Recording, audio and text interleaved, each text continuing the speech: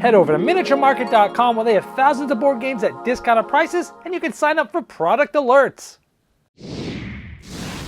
Hello my friends, it's the Game Boy Geek here. At a recent game party, in the wee hours of the morning, like 1 in the morning, we somehow got on the conversation of Monopoly. And this wasn't just random gamers, these were gamers that I've been playing games with for over 10 years as part of my game group. And we started talking about not only the nostalgia of Monopoly, but also why everybody, or most people, have bad experiences with it.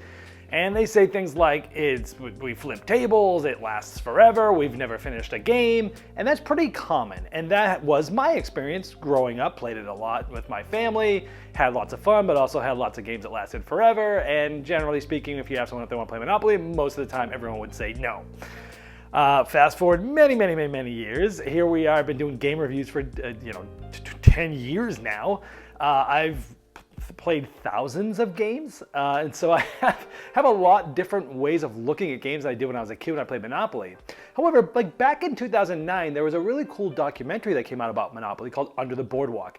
I think right now it's on Prime Video, Amazon Prime Video, you can watch it. I don't know if it's free, or I think if you have a Prime subscription, you can watch it, it's part of your subscription. And in that, it went over like Monopoly tournaments and professionals and all the stuff that I was watching. And I was like, it was an interesting one, but one of the people there, these are all like the highest ranked players in the world, and they talked a little bit about strategy, which I thought was kind of interesting. And one of them wrote a book, and I had read it, and I thought it was kind of cool. And I was like, okay, good. I'm going to start playing online a little bit and start getting better. So because I still played it with my dad and my brother about annually up at our cabin, and it was pretty cutthroat every year. It was like our big thing. And I wanted to get an edge on them. I wanted to be able to beat them, really badly and a lot and every year. So I read the book and I was like, wow, there's a ton. Sure, like at first look, it looks like, a roll and move, and it is a roll and move, which is still not a very good mechanism. But it's a roll and move with luck, right? And there's cards with luck. But other than that, everything else is strategy. And you start to learn a lot about the probabilities down to the decimal percentages of which properties land on more, and all these different things and different reasons why you would do different things. And I started learning, I was like, once I started playing with the actual official rules, when the next time we played with my dad and my brother, I was like, we're playing this with the real rules. They said, okay, let's do it. So they did it, and they're like, wow, this is way more fun, right? So I started playing with more groups like that, and it was still fun. Now, granted, to this day, there's still many games that I love way more than Monopoly. However, if you play it with the real rules and you play it with the right group that's into negotiating and stuff, it actually is a very good game. Now, the reasons why we have these problems is because they're self-inflicted. Almost everybody I know plays by the wrong rules. And there's 2 or 3 rules that contribute to the reasons why people hate Monopoly, okay? One, the biggest bad rule is free parking. You never start money on free parking. Money never goes to free parking. In a game where it's supposed to be a race, you're trying to be the fastest one and bankrupt all the other players, infusing capital into the game just makes the game go longer. And sometimes infinite loops, because you're just, every time people are paying money to the bank for different things, they're putting it into free parking and it infuses more capital. It takes it too long. It just actually does the opposite of what you want the game to do. Another one is, trading. It's called the property trading game. It says it right on the box. It says it on the board. You need to trade in this game, and you need to trade fast and furious because you need to be the first player to be in a good, strong position. It's going to give you the best chance of winning. And a lot of people are either like, they don't know what to trade for, or they don't want to trade. They just want to roll and move and try to get a natural monopoly of a color group. It very rarely happens, so that tends to happen. You've got to be open and wanting to trade. The third thing is jail. A lot of people play with, if you're in jail, you can't collect rents. That also slows the game down a lot. Now, there's a lot of things that other people don't do. Like, a lot of people don't know that you can, if you don't want to have a property, you can put up for auction. It's a great strategy to do. If you have a lot of money and other people don't, you can actually get it for less than what it's worth, and things like that. There's housing shortages where you can specifically make it so that other players can't get houses because they're all gone because you played strategically the right way, broken down a hotel at the right time, all this and that. There's actually a lot of strategy. This is just barely scratching the surface. There is a ton of strategy in this game once you know the probabilities in this, and I've had a better time playing it. Again, it's not the best game ever, but I actually enjoy playing it if I play with the right group and I play with people that want to play the right way. So with that, that's how I explained to these guys, and they've never played with the real rules. So we got together recently right after Thanksgiving, that weekend, sat outside on my porch, and we played a game of official Monopoly. Now, we played with the championship version, which came out right around the time that documentary came out with, It's not in print anymore, but you can get a hand on one of the old ones. The cool thing is it has a big trophy that you can put your name on when you win. But also, again, Monopoly should never take more than 90 minutes, ever. In fact, in the tournaments, they stop it at 90 minutes, and they have this little sheet. You add up the assets, and they put who's ever in first, second, third, or fourth. This game comes with that exact official sheet because it should never last more than 90 minutes. In fact, a lot of Monopoly games, if you're playing with people that all know what you're doing, and you're playing with the rules, is over in 60 minutes. So with that being said, we played an official game of Monopoly with the championship version, and we had some thoughts about this, and I think you might be surprised about what we had to say.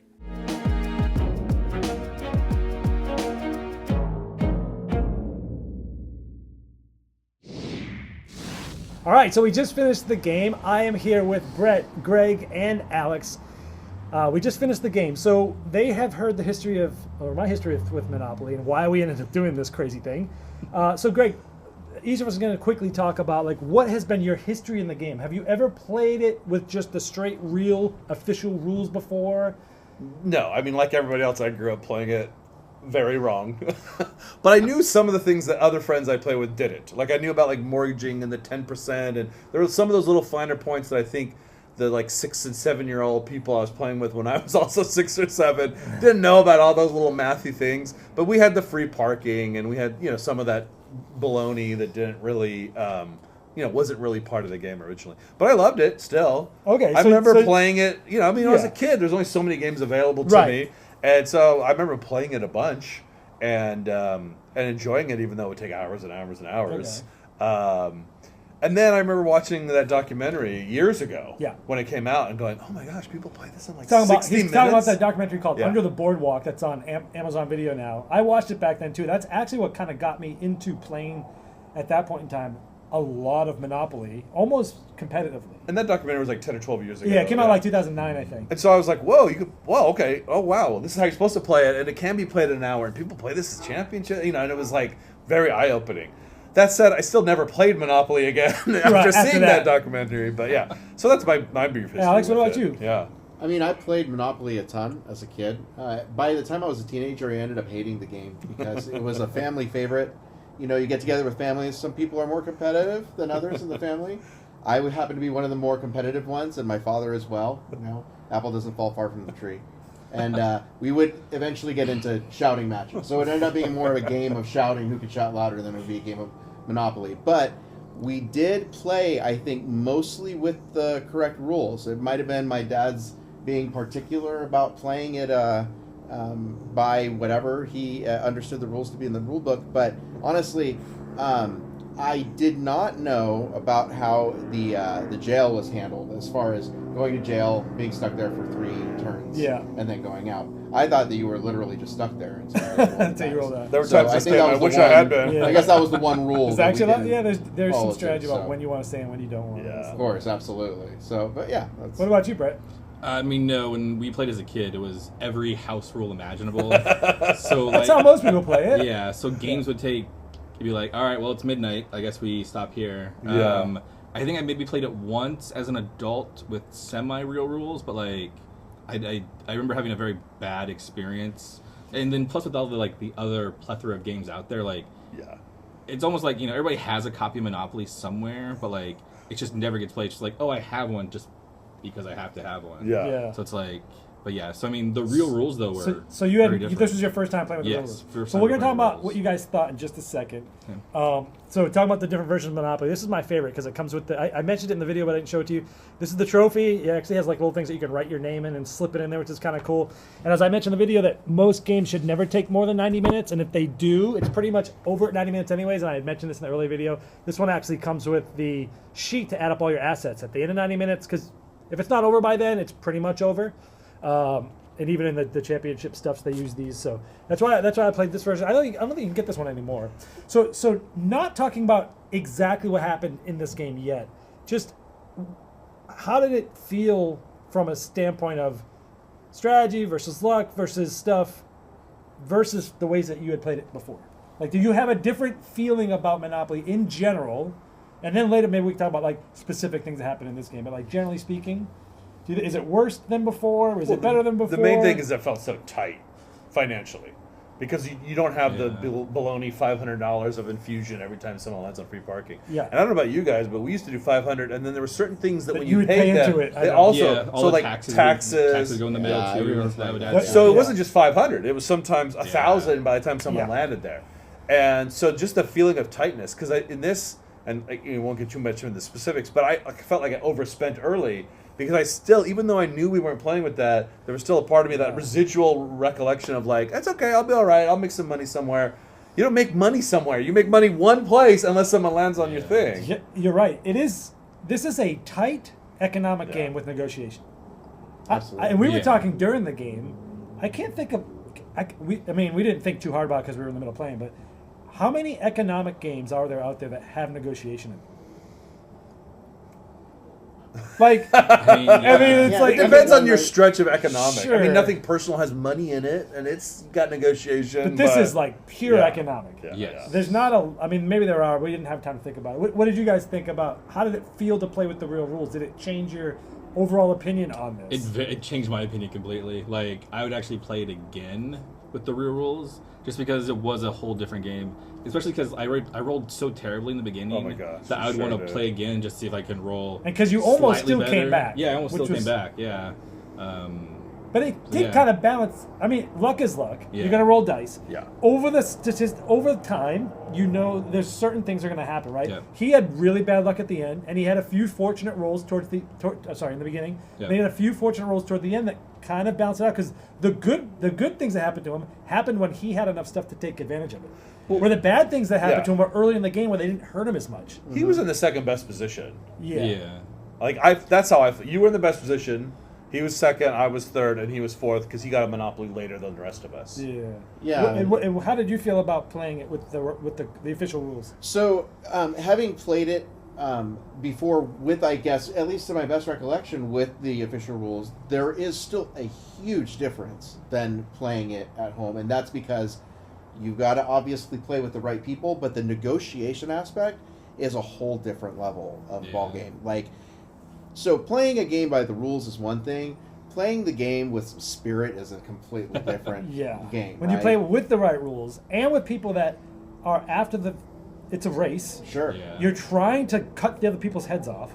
Right. Right. Absolutely. And you play it with gamers who are thinking as strategically as possible, and people that like negotiation games. It actually ends up being a very solid negotiation game. You know, caveat emptor, you've got to have the right group. Yeah. Well, any right? negotiation But game. that's always how negotiation games are, right? So I would highly recommend this to anybody. That's crazy. It absolutely deserves a I second can't. chance. I can already see the comments. Bing, bing. People are like, "We're not watching your channel anymore." I think I differ from you because Okay. it still feels like a bad design. You know what I mean? Like compared to modern games. Sure. I think we had the most optimal experience you could have out of it, and I still felt like about 20% of the way in, I was calling who was going to get win and who was going to, right? I can do that in Acquire too, though. Yeah. 40% of the game. But that's I also know a who's going to win. 60-year-old I know game. which two are going to win Yeah. and who's not going to win. Yeah. You feel I would like you say have more control, though, in Choir, because you have pieces to choose from. You're still drawing those randomly too, though. Yeah, but you have at least, like, multiple to choose from. This is just literally a But roll there, of the dice. I will say there is I mean, way more strategy than most people would ever understand in this game. Yeah, And if you play it right, absolutely. Yeah. 'cause I mean, I enjoyed it more than I expected to, but I still don't think it's like a good modern design. Sure. It holds up amazingly well for a game that's as old as it is. It's almost 100 years old. Yeah, Over I mean the 100 years original old. version of it. Yeah. Before It's over this 100. game, I'll just say before playing this tonight, if I went to a board game lounge or was in a public place and saw people playing Monopoly as passionately as we were, I would have thought they're out of their flipping minds, right? Yeah. But, I mean, Yeah. really, you can get pretty passionate in a negotiation game, obviously, but it was just so dang fun, and I had a blast. We were laughing the entire time. Yeah, we had a good But time we with also that. said how tense it was. Yeah. Yes. Like our hearts were beating. Oh yeah, every time you had to pick up the dice, you're like, really? Do I have to do this? Yeah. We got this corner over here. It's like, Yeah, we had a really rough quarter for a second there.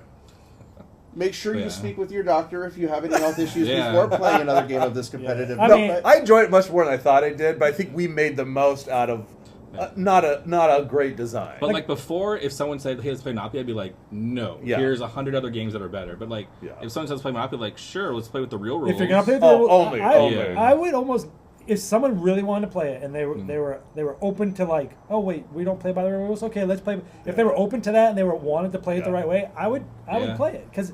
So do you want to talk about how long it took us? It took us an hour and 40 minutes. Yeah. However, by 90 minutes, if we had cut it off at the tournament time, we all knew nothing changed. We all knew that we kept going because these two wanted to fight for second or third, which was kind of fun. Yes. Well, once you know you've lost 20 minutes into the game, you're like, well, I'll at least fight for second. You almost. So here's what happened: is I overspent early. Yeah, but his opinion. overspend. He had Boardwalk and Park Place from a trade early. He had the That's first the Monopoly. only Monopoly I had. He had the first Monopoly. Was that really the first one? Yes. Yeah. He was the first one, right. and he had two houses on Boardwalk, and I was one roll away, and I ended up being two everything spaces away. would have changed. He would have gotten $600. I would have went bankrupt right away. Yeah. So the game could have been really fast. Yes. Because if you had gotten that, nobody else had anything. You would have gotten all my I would properties. have built it all up, built up your stuff. You probably would have won in about 30 minutes, and it would have been completely different. No, you had the first Monopoly with Baltic and Mediterranean, didn't you?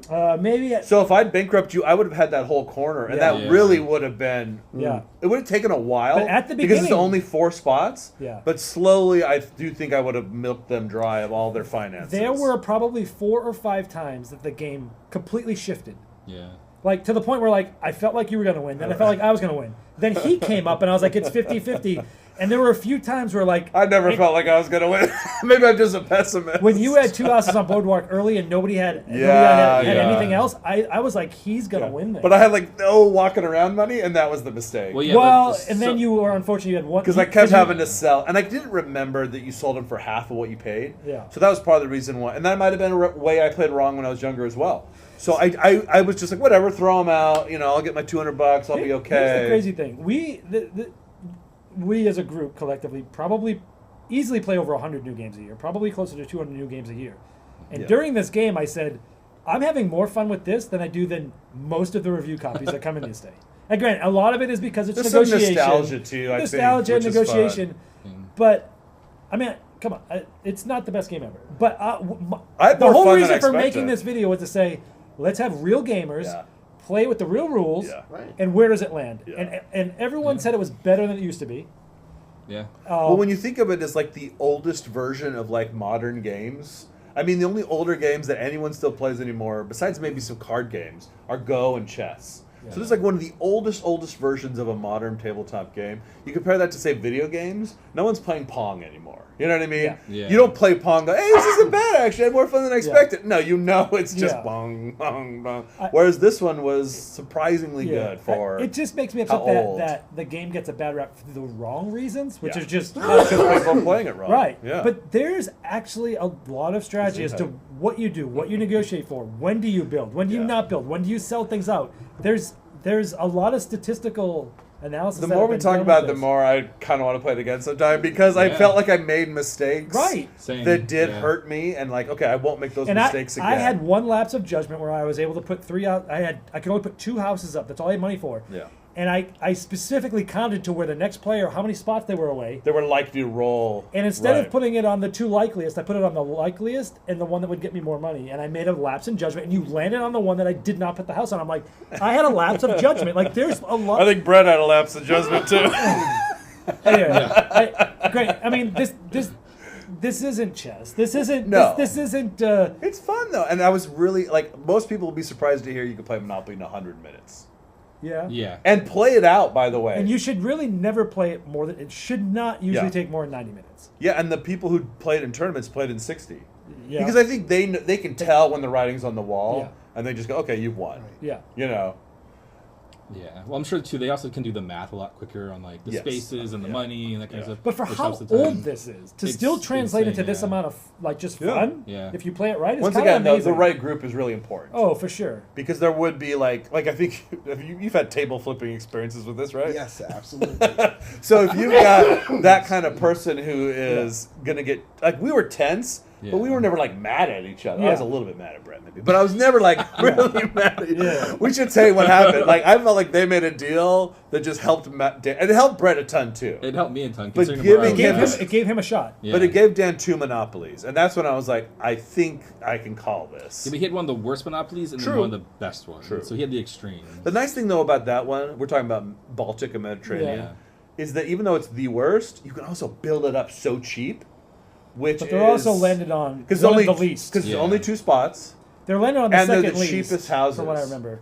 Oh, I'm sure they are. Well, I don't know why they would statistically be landed less than Boardwalk and Just Park because Place. a lot of the cards will send you to go, and then you have a small number to get number, there. and there is a card that brings you to Boardwalk, which ups that. That's true. Those are the 2 reasons why it's the second least. It's the least. I remember always liking those properties though, because I did like how fast you could build them up. Yeah, but the crazy thing is, usually the best way to use those is to use them to create a housing shortage, which most people don't play with either. You can create a housing shortage by using 4 houses on those. We never even got close to a housing shortage. We were close at the end. If I wanted to, I could have created a shortage, but I left all my hotels there. Well, maybe very near the end when you had a whole bunch, but at that point the writing was already on the wall anyway. But if there's 2 people that have a decent amount of monopolies, you could break your hotels down to put 4 houses out to create the shortage so the other player can't build. And so what I'm saying is there's a lot of strategic things you can do in this game that nobody that even knows. You don't even think about. Yeah. But if you, anyway. Somewhere in an alternate universe, you rolled and landed on my boardwalk and gave me $600. I'm telling you, it was that early version in the, of Greg it was is very happy. It was right early now. in the game, and if I had landed there, I was out. And this was probably 20 minutes in. Yeah, because it was this. I think you got that one, and then I got the Boardwalk and Park Place. And you were just like I was mad at him for dealing with you. I know. You were so mad at him because we made a deal, which was just like a railroad for Boardwalk. He got the third he got the second and third railroad for giving him Boardwalk and Park Place. The second you entertain, I'm like, yes, please, yes, let's make a deal. I was totally fine with it because it seemed like a logical. Well, because you were the other one was still for sale. Right. You totally could have gotten the 4 railroads. Anyone who's played this, When it even was coming wrong, up, I was banking knows on the 4 railroad strategy is awesome. Sure. The other thing that's nice about the 4 railroads is they're all spaced out. Yeah. So it's not like, oh, I only do well when people approach one corner. It's great for cash, but you're rarely going to knock somebody out with it, which is what you're trying to do, right? But hopefully it raises funds so that you can make deals so that you can get a monopoly somewhere else. It's a fundraiser. It supplements other things. Yeah. It allows you to hopefully get a monopoly somewhere else. It's a stepping stone. It's not a winning strategy, but it's a great revenue stream. And it's funny because after this, we're going to be playing Starship Captains from CGE. What a difference, right? Oh, very. Right? Let's see which one we like more. We're sitting here with Foundations of Rome and Last Light and Cat in the Box. I like this one a lot we more. we play gamer games. We're gamers. But I don't know. This was fun. This was just an exercise to see what they would think. It also went by faster. It felt fast. It felt fast because, like a lot of modern games, to its credit, you really just do one thing on your turn. I mean, you roll and you go. Yeah, the time between turns is nothing. There's no downtime. There's no downtime. Right. Yeah. Modern games, even the best designs, often have a lot of, hold on, let me think, I'm processing, what do I want to do, where do I want to go? Because even though roll and move is like one of the worst mechanics, it does keep the game moving because it's just, I roll it and whatever happens, happens. It's crazy because like when Restoration Games redid Stop Thief, they took the dice out and they replaced them with a hand of cards that had a certain distribution. Each player had a slightly different distribution. I would love to see them like retool the roll and move. It would change all the statistics in the game. Oh yeah. Which to the players that play this professionally and very strategically, there's reasons why certain things are better than others, and it's because the dice average roll 7, and there's a couple of cards that make you do certain things. As soon as you start messing with that, it changes the whole game. But I still would think that would be really interesting if, like, Restoration Games, someone came out with like a hand management moving thing. Yeah. Where like I think of like Luxor, right, where you have a hand of cards and you can choose which card you want to use to move.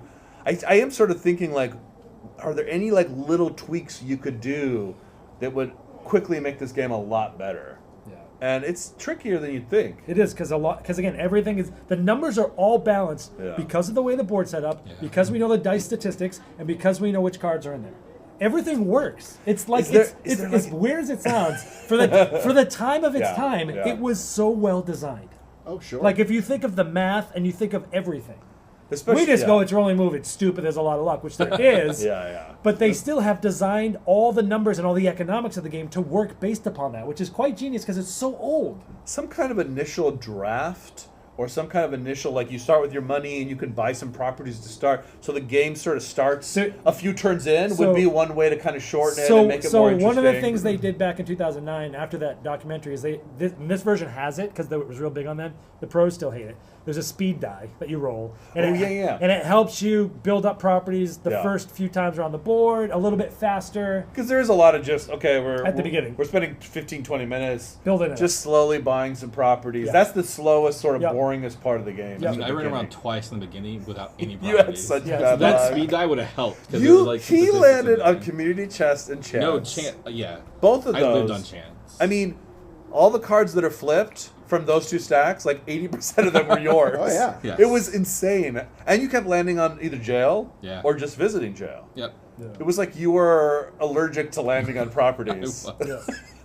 Seriously, we all had like 5 or 6. He had one. And he still almost And he came back and got second place. and at one I'll point, take second. And at one point, it could have went either way because if I had landed on his when he finally Oh, built yeah. that up, Yeah. I had to go right by it. And luckily, I skated by it. But anyway, And I thought we had a pact that we were just gonna make sure Dan lost. I didn't think there was a way you could possibly win because Correction, I knew we that- did have a pact to make Did sure that you'd we? lose. Did we though? if I were to bet before this game, I would have said I had zero chance of winning Well, because I knew that you three were not going to let it You happen. know what gave it to you is his horrible rolls early on. He was, I think, so desperate. And don't let me put words in your mouth. But you were so far behind. You had all this money, but you were so far behind in your chance of actually winning with like one property in front of you that you were happy to make a deal with him. Although I don't. But the trade that we did gave me a monopoly. Yes. The second best. One of the probably second best in the game. Sure, best the monopoly. red stack. The And red then I also set's a got good one. another green or two out of it. So I got like. No, it was a decent deal. Yeah. But I don't think you would have been even as willing to make a deal with him if you just landed and bought some regular properties like the rest of us. I only had. That was like I had so that for like. In a way, your winning did come down to like Brett's bad die. I mean, it was an element at least of you winning. Was his bad die I mean, a rolls. lot of times it will come down to one trade. Yeah. You can always look back and go, that was the turning point. But To me, often that was the biggest turning point in the game. Now, in hindsight, we didn't know for sure that it would give it to you, but I was like, if I had to bet on it, I was like, Dan's got it now. You know, because you had 2 monopolies and no one else did. But he had one that was he had one that was slightly more powerful, and at the time, both of us had about the same amount of I houses. so wanted the yellow monopoly. I had one of them. There was still one for sale at one point. I think you had the other one. I knew. I kept hoping I'd get the second one. I'd raise a little money. I'd be able to talk Alex into that one, but it just when didn't him and I happen. did that trade, I had a feeling that it was 50-50. Like it could have went either way, really. Yeah, it wasn't a bad deal for him, No, especially it just with how happened bad that his rolls had been. He's got landed on first. If you can rule was out mine. the other 2 players with one trade, you should do that 100%. The interesting of the time in thing this. is, did any monopolies happen completely organically? You got the 3 yellows No, organically, didn't he you? bought it. No. He got it from me, and I got Boardwalk from him. It doesn't often happen. Did you get the first 2 purples organically? No, he traded a No, he railroad. traded it for the So railroad. no one ever just happened to get Monopoly. Isn't that interesting? Well, it very rarely. It doesn't happen. I would very often. imagine it doesn't. It doesn't. Your best odds are the purples or Boardwalk and Park Place. Yeah, but even though they're even they're those the least are- ones rolled on, which is why are they slim. Yeah. That's interesting that none of the monopolies just happen organic. And by the way, was State That's ever typical. sold? No, no, it's still there. It's still in the Wow. Oh box. dang! Yeah. 100 minutes of play and no one ever landed on State. What is it? State or States? It's States States. Avenue. Yeah. Wow. That's fun. Well, there you go. Yeah, I'm gonna play it again. See, look at that. A real play. game. I kind of do too. Well, I He's mean, like, I don't want to it's admit not it. a great design in a lot of ways, but you Yeah. can sort of mitigate the bad design with good gamers. Yes, you Who can. know how to play. You can. Good, know how to play games well. I would want to play one of the themed versions though, But- just to make it a little to add the extra. But like, Is that like a Rick and Morty Monopoly or something? oh, there's I'm everything. sure there is. There's But- everything. But imagine like, because I know he read a decent amount before he played. I this. didn't But, know but pre-study. but imagine if all 4 of us had the same amount of like Yeah. studying Oh, of the of knowledge statistics and and this and that. experience of it, Then what the deals do? Everyone knows what everything is worth, Yeah. and then the deals become even tighter and more interesting because you're thinking of like every. And The game is the better definitely- the better you know the game, the better the game gets, and that's obviously with every game. But for one that most people tend to crap on, which I do too sometimes. Like if you play it the wrong way, it's going to be a bad game. If, Or you know. play with people who are bad sports. Right, bad sports. That's Yeah. kind of true for every game too. Yeah. So is it too early to announce the big rebranding that this is now going to be a Monopoly only YouTube channel? I mean, was I allowed to say that? No. We're just going to go every week. We'll do a dip. No. Your sponsors are all different forms of Monopoly.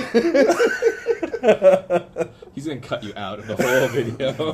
this video brought to you by Redneck Monopoly. So in the end, I talked these 3 into playing Monopoly, like I mentioned earlier in the video, and I had a feeling they'd all like it better because anyone that typically plays with the real rules likes it better. I'm glad you guys did. I'm really glad to hear that you guys are like, I kind of want to play it again sometime. Yeah. Yeah. Well, I overspent on those houses. I want to fix that mistake. Especially for being only an hour and a half game, like I would definitely play it again. And Oh, it sure. felt fast. Yeah. It felt like an hour. There was did. virtually no downtime, even with waiting. Even for with some of the your turn. negotiations, because we were doing that in between turns. Like as Even with people the mistakes I made as the banker multiple times. it still went by fast. Yeah, don't let Greg be the banker. You're like, this is a. Whoever plays with Greg You're again, supposed to give me 10. not You give me banker. 9. What's going on here? I'm like, oh, sorry. I'm sorry. There you are, folks. This has been Brett, Greg, Alex, Dan. We'll see you next time.